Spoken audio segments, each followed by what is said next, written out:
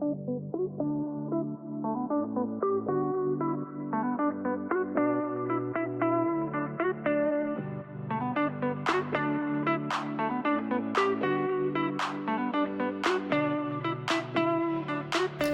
my name is Amanda Dubois, and I have this really cool interview series called Ripple Haven. And what it is it's a safe place for my very favorite girlfriends and I to talk about our ripple effect in the community. And today I have Tahmina Waston, who is making a splash like you can't even believe it. She's making such a huge impact on our community. Tahmina's a lawyer. I'm going to let you tell your own credentials because I can't begin to list all of the things. But she's an immigration lawyer, and she is committed to like making immigration law available to regular people. So she's not like a hoity-toity lawyer who's only going around talking to other fancy lawyers. She's like a people's lawyer. Like really, it's important to her. So she's written, look at all these books, 5 books about immigration law. She writes op-eds, and she gets herself featured in all kinds of newspaper journals, and then you do go speak to the hoity-toity lawyers over at Stanford and stuff, as if that's not enough. And she's also a photographer, and we're going to get to that next. But first of all, I'm so glad that you're here. Well, thank you so much, Amanda, for having me. And Ripple Haven, what an amazing title, because I think all of us touch other humans, other issues, and we don't often think about how that's touching everyone else. Exactly. And so I think the title is amazing. Oh, so thank you. Thank you so much for having me. You know, the funny thing is, Ripple Haven, it was the name of my family vacation home when I was a kid. Oh, no way! And it had this big long porch. And when I was a kid, I would sit out on the porch with my mom and her friends, and they would sort of inspire me for what's possible in the world.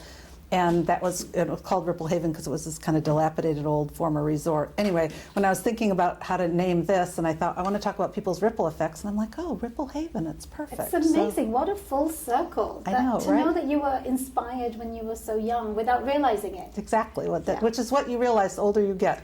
Oh, yes. Yes, I'm in that boat too. Older you get, you're realizing new stuff. That's well, right. I'm an immigration attorney. Uh-huh. I founded Watson Immigration Law. I've been practicing immigration law in the United States since 2006. I'm an immigrant myself. I moved from the United Kingdom, went through the immigration process, and then when it came to finding an area of law to practice, immigration fell on my lap. I went into it kicking and screaming because I did not want to practice immigration law. Now, why not? You know, to me, it sounded like I had this misunderstanding that immigration was only about asylum and the humanitarian areas. Now, those are very, very important, but I didn't know if my heart could withstand seeing those sad stories day in and day out. Now, I do a lot of that work, but my day job is being a business immigration attorney. Business immigration attorneys help businesses with visas for their employees or the business owners. So that's primarily what I do. But I do family immigration, which is helping spouses, children, parents get green cards and citizenship. So the humanitarian immigration issues are still something that's very important to me, but I practice those as pro bono projects when I organize the community, which we might talk about a little bit later. We certainly will. So what do you love about immigration law? Oh my gosh. The misunderstanding that I had about immigration was dispelled the first day. I wanted to practice an area of law that would touch people and that would be intellectually challenging and would be interesting. And when I finally said yes to immigration, and the very first day of practicing immigration law, I thought, wow, this is everything I've been wanting to do. And until I succumbed to the calling of immigration law, the universe kept sending it to me. It does that, right? It really does. So what I love about immigration law is it's sort of the Ripple Haven effect on a very individual level. Exactly. I say to people that I'm helping people change lives for generations to come because they're in the United States throughout whatever struggle they may have had, and they come here, they settle, and they have their children, and they help the economy. So they touch people in numerous ways that until this moment I probably wouldn't have thought about as much, because I think your Ripple Haven really sums up the work that I'm doing on a daily basis. So your clients, when we sort of think about dropping a pebble in the water and seeing the ripple effect, all of your clients, because you will help a business owner who then hires people who then gives jobs to people, who then contribute to the community, and that's kind of what and you see that with your... I see that. And what's nice about immigration law, even though sometimes cases can take a long time, they're not just paper pushing for a transactional corporate contract that might take a long time. You're actually seeing the end result. And I've written about this actually in a column, and I'll make sure you get it, but the article was titled, it was a 4th of July article where I wrote about celebrating America with my clients through tears and laughter. Because when you give that news about your green card has been approved, you know, these people What's might that have... moment like? That moment, I mean, I'm just getting goosebumps thinking about it. People react in different ways. Some people will just scream and I'm dropping the phone because my ears are pierced. And I go through various scenarios in this article where one person was just silent. And then you hear, you know, because that emotion is so strong that you have finally got security in America where freedom is the North Star. And they didn't have that in their countries. Wow, oh my goodness. When somebody is just laughing away uncontrollably because that's their reaction. What's interesting, what I learned is just as people have different ways of dealing with grief, people have different ways of dealing with joy. That's interesting. Talk about that. Just this, you know, the green card is a life-changing moment. And then the, you know, incessant laughing or the sobbing or the crying, how you deal with those emotions in those pivotal moments is such a privilege to experience. Oh. And just so for people that don't know, what exactly is a green card? Really good question. In America, if you're coming to the United States, you must have some sort of permission to be here. So what I do on a daily basis is help people get visas. They're often, and visa is an interesting word. It's synonymous with just getting a H-1B or a tourist visa. Okay, now you're going above visa. us. That's right. Visa's temporary permission to be in the U.S. Okay. Green card is permanent permission to be in the U.S.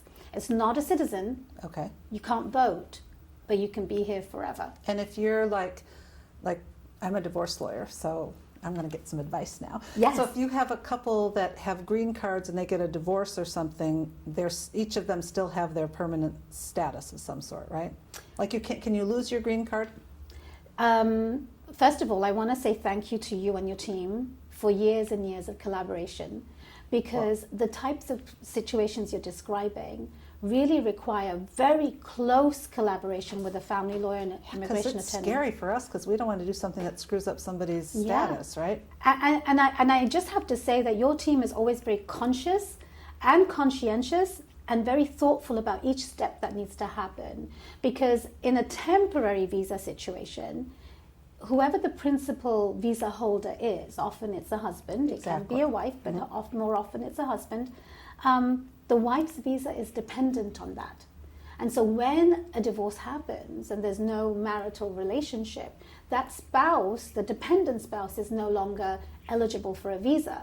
So often what you and your team and family lawyers will do is negotiate terms of the divorce, how long it takes for the other person to get a visa. It's part of the negotiations. Now, green cards have different considerations, because just like for myself, my husband sponsored me. He had to make a lot of financial promises to the United States government to say he's going to financially take care of me. Right. Now, if there is a divorce, that obligation doesn't necessarily go away. And that's often part of the divorce negotiation. So there are complexities to it. You need very experienced lawyers on both sides who understand how to manage expectations of both the principal and the dependent, depending on who the client is, and how to even negotiate with another lawyer who doesn't understand it. Exactly. You know, often there's a lot of aggressive negotiations. How do you get heard?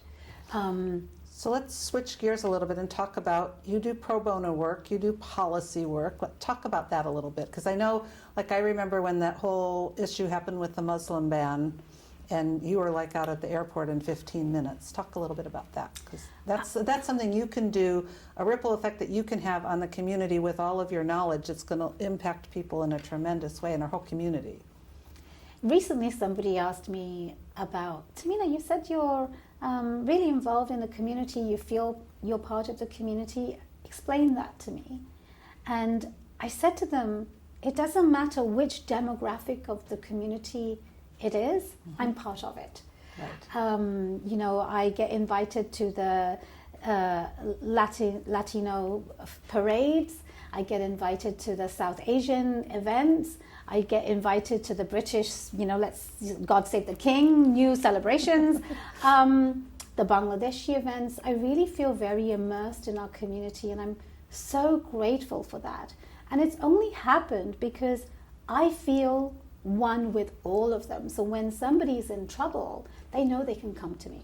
And that happened during the Muslim ban, before that, and it continues. So policy work has come through understanding immigration law, how it impacts people on the ground. It's not writing in a... It's not an academic. It's not an academic thing. How do you make sure that lawmakers understand that the language of policy that they are drafting actually has the impact they want to see?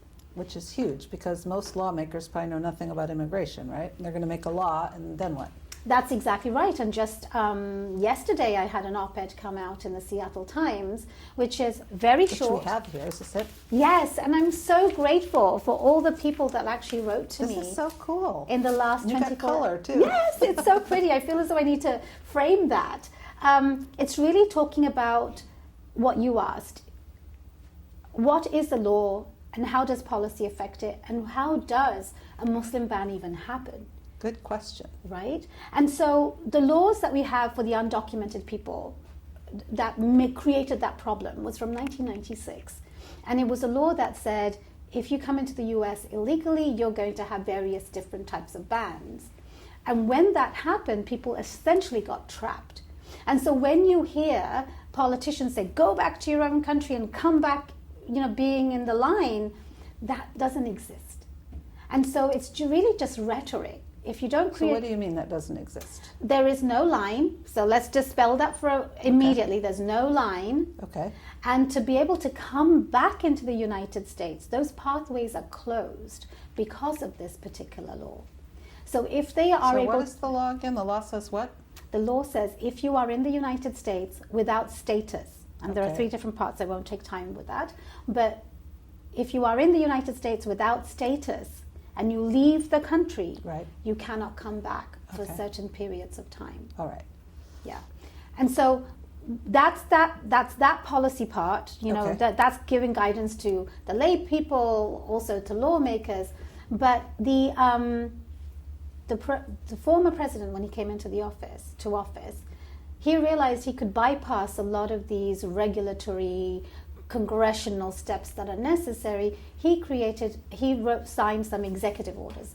Now, executive orders have existed in the past, but they always were used cautiously, judiciously. The previous president did not do that. He made a lot of promises on the campaign trail. One was to ban Muslims, and he did that through executive order. Now, when that happened, whether you are on the ground at an airport trying to get on a plane, if you are actually on a plane mid-air, or you just landed on the tarmac in the United States, you're banned without even knowing. So that chaos that ensued was unprecedented. And you, me, lawyers around the country felt a deep dagger going in us, saying this is not the rule of law. You have absolutely violated due process and the rule of law. And that's why lawyers around the country stepped up, not just for immigration law. It continued to happen in different civil rights issues. But as an immigration lawyer, somebody who is on the forefront, immersed in community, every community member from every demographic came to me saying, what are we going to do? And that led to helping the community organize lawyers, find ways to serve the community with legal clinics and so forth, and then eventually creating a nonprofit. And that's what you have, Wyden. Wyden, yes. And so Washington. what is that? Washington Immigrant Defense Network. And what is that? It is an organization which is voluntarily run, which responds to crisis situations in which we train non-immigration lawyers to provide assistance to the layperson with the assistance of an experienced lawyer. And we pay the experienced lawyer a stipend. And we did that with, you may remember this, parents were being picked up from schools when they were dropping off their children. Oh, yeah. Can you remember those times? I mean, Barely, but it was so disturbing to see our community members, people who are neighbors, being really affected to the core and didn't have legal representation. We do not have legal aid for immigration in the United States. And so you put together an organization that would make sure that these community members who are being sort of just swept up can get a lawyer. That's correct. And does it still go? Like it's still happening? It's still going. We haven't had to necessarily go to court. COVID really changed the way we operate. But the biggest thing that came from this nonprofit was really the model of how we were serving the community. The model was to raise money, give a stipend to the immigration lawyers, and just know this, the expertise within the immigration lawyer community is fragmented. We have, let's say, about just under 600 immigration lawyers in Washington state. A very small amount of those lawyers do removal defense, meaning going into court. And we had to figure out how to get those lawyers out to help. So the stipend helped. Once the Biden-Harris administration came into office, we had the Afghanistan situation happen. And I think a lot of lawyers felt the same emotions they felt when the Muslim ban happened. Because suddenly we have all these people in Afghanistan who actually helped American, American interests, and there was no way to bring them over. But that expert niche that is required was not available easily within the immigration lawyers. Because that's a really unusual area of expertise, and just because you're an immigration lawyer doesn't mean you know how to do that. Exactly. Okay. So because of all of this experience that we had through Wyden, the Muslim ban, you may remember that DACA, the Deferred Action for Childhood Arrival, right. That program was hanging in the balance at the Supreme Court. We used the model to create legal clinics for that. So we basically used the model and all of the expertise that we had at hand and the quote-unquote infrastructure, it's not really an infrastructure, but the network, right. To train almost 2,000 lawyers within 1 week of What? Afghanistan. Yes, Oh my God. it was quite a feat. But these lawyers were from all over the country who really wanted to be part of this moment, and we trained them. And they then helped a lot of these people who needed humanitarian paroles, that's what it's called. The administration wasn't necessarily ready for the number of applications that had come in, and so we're still dealing with that. One of my clients has joined a lawsuit to see how they can compel the government to take action. But the point is that the model that came out of this program is something that still can be used nationwide. And is that, you were mentioning earlier that you're doing some speaking, you'd said at Stanford and someplace I think in New York or on the East Coast. Is that what you're talking about? No, it's interesting. I'm talking about my day job, which is really about visas for entrepreneurs. So I have two pet causes or issues. The one is international entrepreneurs and startups, because the small businesses, as everybody will know hearing this, are the backbone of the economy. But part of that is also the niche startups that are using funds from venture capitalists or angel investors, and they're really creating jobs and revenue for the country. They are the engine to grow fast. So if you think about Zoom and WhatsApp and all these companies, think about how many employees they have around the world. Wow. But they were created here. So those people who come to the United Like States... people who come through immigration.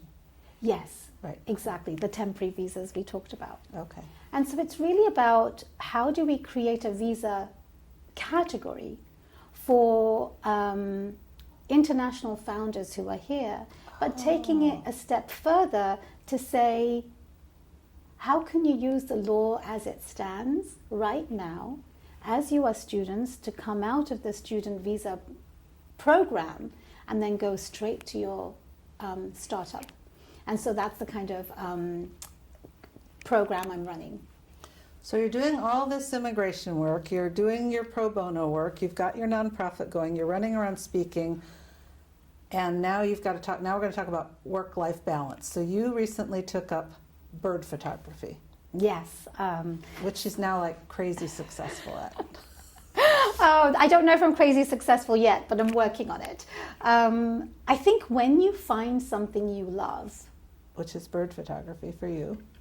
So first of all, how did you even get, it was COVID, right, if I remember? It was COVID. And, you know, I'm actually writing a book at the moment. Of course you are. I'm writing a book about how that all came to be and how the transformation happened. Because I honestly feel like a new human being. I don't know if I realized a hobby can transform somebody. I can handle stress better.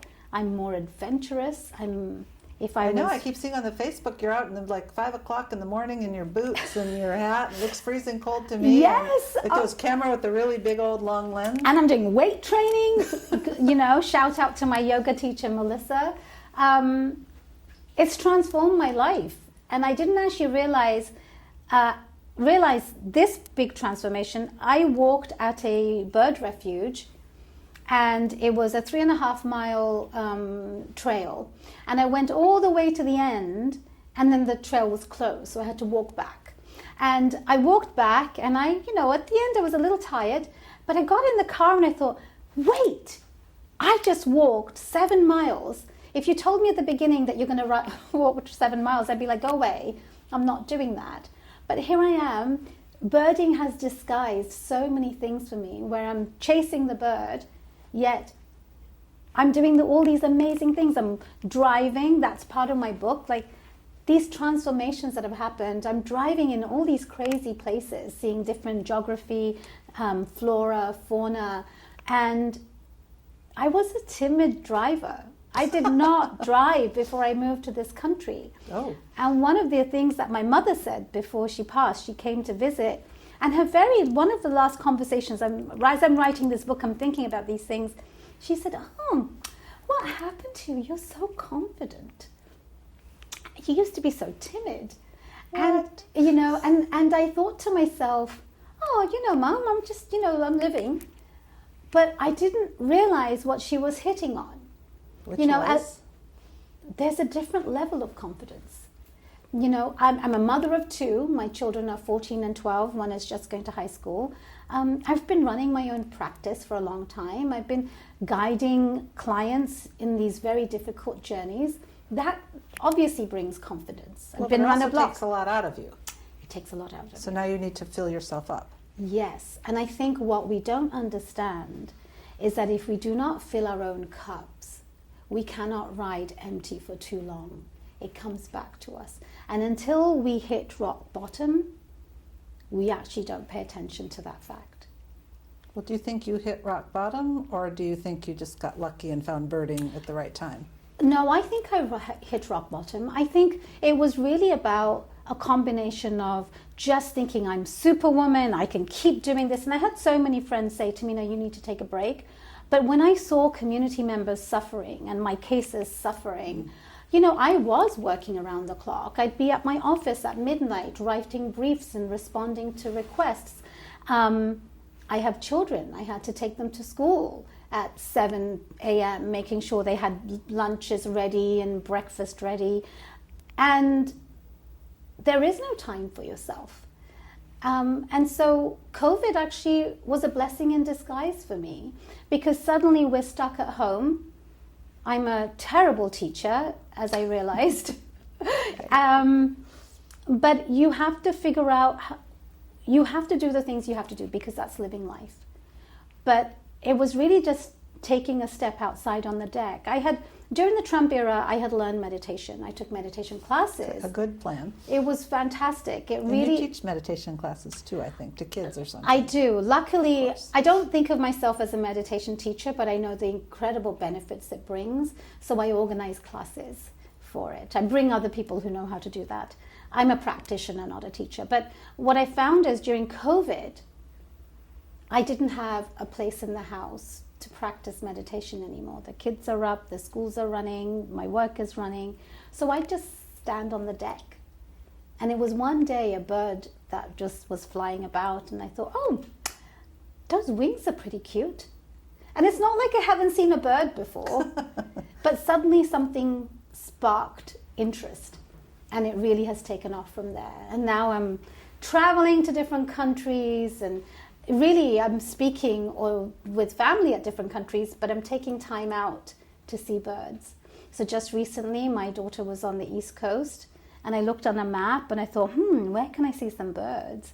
So I took a day extra out of my calendar and I went to Maine, and there's only one island where you can see Atlantic puffins. And so I names and everything. Yes, I do. I'm a bird nerd.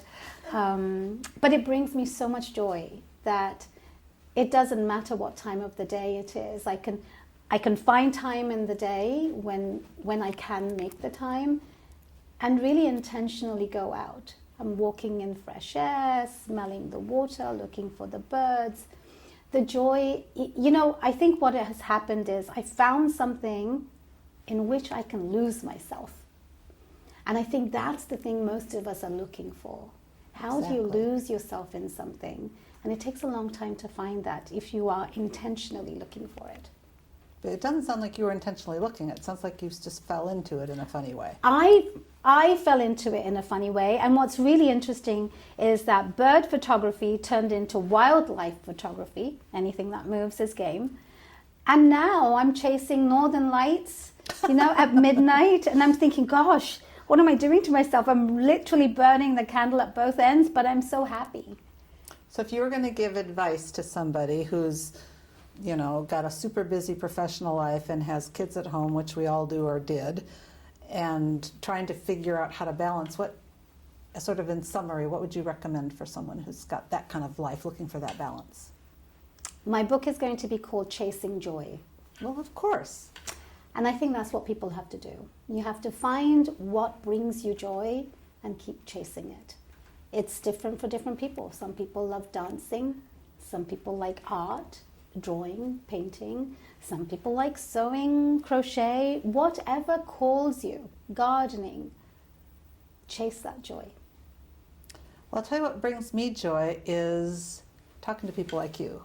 And these interviews are so much fun, you guys, because really I just call up my girlfriends and say, come on over, we've got lights, camera, action, and we've got some of these cool director's chairs now, and we're just going to have a conversation about what you're doing to change the world. So that's what brings me joy, is being in community with people like you. So thank you so much. Thank you so much for having me. I'm so honored and grateful that I can call you my friend, and you're doing all these cool things. You've written so many books. Your ripple effect will actually be here for generations to come, so for sure. Sweet. Well, I think we all kind of need to right now, because the world needs lots of ripples. So Yes. I'm glad to be in it with you. Thank you. Me too.